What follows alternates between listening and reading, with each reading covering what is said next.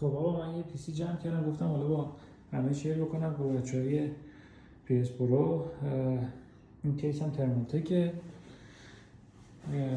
این خود سخت افزاره نشون بدم، حالا تو بعد بریم دونه تیکه تیکه همه شیر رو بهتون نشون بدم. جی پی یوم 5070 اوسیه دیگه. خدمتتون عرض کنم که اینو ببندم به جواب اینجا خاصه دونه دونه من میشه. این پشت پورت مادربردم که مادربرد آرژیه سری بی 870 اگه اشتباه نکنم. من همه کارتون اینجا هست.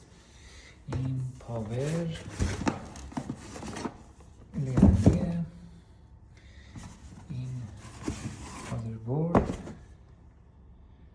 سی پی یو هم 7800 AMD که اونم چیز خریدم به صورت تری خریدم.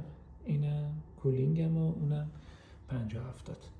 حالا تیکه تیکه تجربیاتم دونه دونه میذارم که بقیه هم اگه دوست داشته باشن برن سراغش. من بازم تشکر میکنم از بچه‌های PS پرو که وقت گذاشتن و کلی هم کمکم کردن، واسه هم بابت خرید رم هم از بابت خرید سخت افزاره، چون خب خیلی سخت بود تو شرایط الان پیدا کردن این رما. و اینم این کولینگ تافه که کارتونش هم دونه دونه دیدید.